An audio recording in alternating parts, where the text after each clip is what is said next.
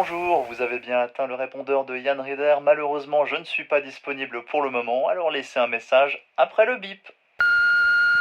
Comment Yann je te rate, je tombe sur ton répondeur aujourd'hui. Bon, c'est pas très grave, on en reparlera, mais juste, on avait discuté il y a pas longtemps des jeux qui nous manquaient et pas mal de remakes aussi, parce que c'est entre tous les FF remakes, les RE remakes, on a toujours des remakes partout. Il y a un jeu que j'aimerais bien revoir en remake, même si c'est juste un polish HD, tu vois, vraiment, même un remaster HD, ça me suffirait. Il y a déjà eu Onimusha, il m'en manque un, vraiment, c'est Vagrant Story au final. Vagrant Story, pour te le remettre, parce que tu connais de nom obligatoirement, c'est un RPG slash dungeon crawler de Square Enix, enfin de Squaresoft à l'époque, qui est une pure folie. C'est une pure folie parce que le jeu, dans l'inconscient collectif, tout le monde l'a fait. Au final, pas tant de gens que ça l'ont fait parce que c'est un jeu qui est sorti en 2000 en Europe, à l'été 2000. Moi, je l'ai fait en décembre 2000 parce qu'il était déjà pas facile forcément à trouver par chez moi. Je l'avais chopé d'occasion. Et c'est un jeu qui est absolument fou parce que ça a toutes les composantes d'un grand RPG. Parce que c'est un action RPG, certes. Mais ça a toutes les mécaniques d'un dungeon crawler hardcore, voire d'un prédécesseur à ce qu'on peut avoir dans Dark Souls, du moins au niveau de la fusion des armes, des affixes et tout ça. Par exemple, dans ce que t'as dans Elden Ring, il y a des fois dans les donjons, t'as une petite vibe, je trouve, Vagrant Story quelque part. Et ce truc-là, ça a été créé par un mec qui s'appelle Yasui Matsuno. C'est le papa des Tactics Ogre, des FF Tactics, donc techniquement, c'est pas trop, tu vois. Le mec, il était pas dans le mood de je vais faire un RPG où tu te déplaces dans des donjons. Non, d'habitude, lui, c'était déplacement case par case, du Tactics qui déchire. Il est toujours aussi bon d'ailleurs, le Tactics Ogre, le nouveau il sort en fin d'année là. Le Tactics Ogre, je sais pas si je le prendrai, on en rediscutera de ça, c'est une autre histoire parce que je vais me faire défoncer dessus.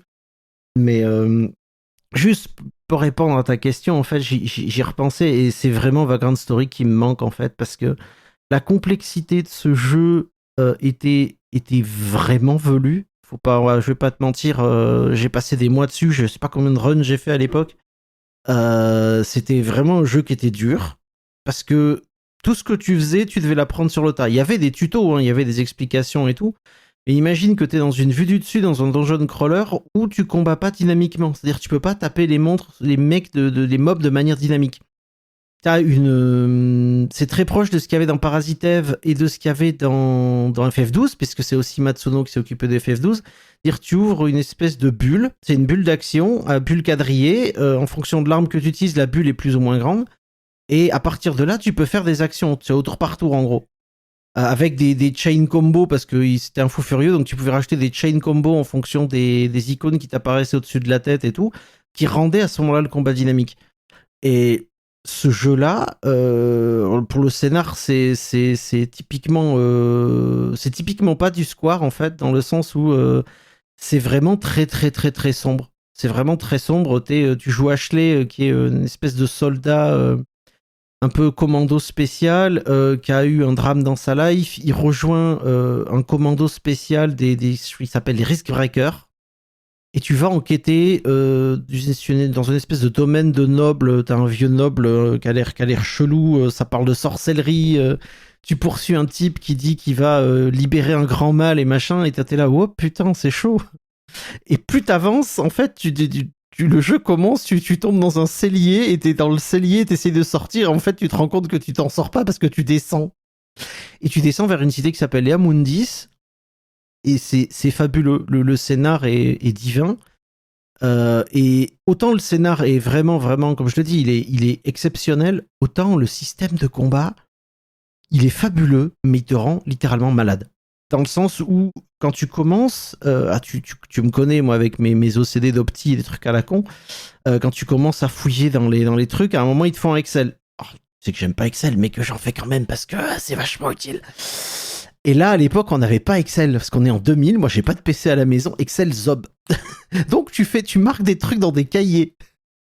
Et tu commences à essayer de comprendre les statistiques et tu pannes rien. Tu pannes R au bordel, parce que ce qui est fabuleux avec Vagrant Story, c'est que tout est évolutif. C'est-à-dire que tu commences avec une arme, puis tu vas tuer un boss. Hey, t'as looté cette arme de boss. Ah, nice. Ah, elle a pas du tout le même moveset, et puis elle a pas les mêmes résistances que mon épée. Mon épée, elle était très forte contre les squelettes et les fantômes. Celle-là, elle est vachement forte contre les bêtes. Ouais, mais est-ce que je peux pas fusionner les deux? Et c'est là que la merde, elle commence. C'est là que l'emmerdement maximal commence.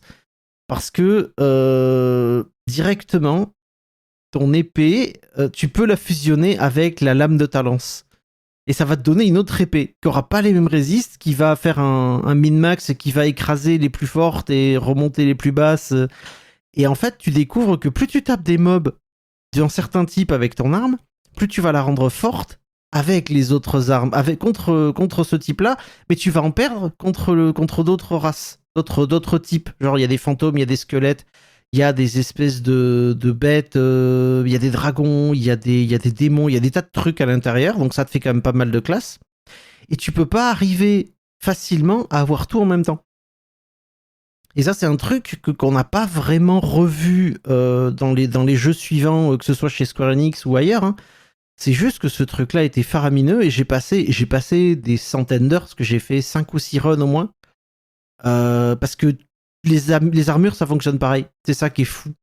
Et ce jeu-là, tu me disais, il n'y a pas un jeu que tu aimerais bien voir en remake, c'est vraiment ça, quoi. C'est ce jeu-là qui qui m'a rendu gaga à l'époque, et c'est même plus de la nostalgie à ce niveau-là. Je me dis, tu vois, je suis à 2 doigts de lancer, d'aller chercher ma PS1 ou ma PS2.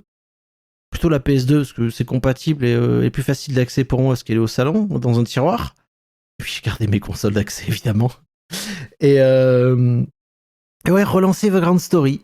Peut-être même te le streamer, un de ces quatre, que tu vois à quoi ça ressemble, mais Vagrant Story, le travail de Matsuno est fabuleux, et je me dis un jour, j'aimerais bien voir ne serait-ce qu'un remaster HD, tu vois, pour que les gens qui n'y ont pas joué à l'époque découvrent ce jeu grandiose.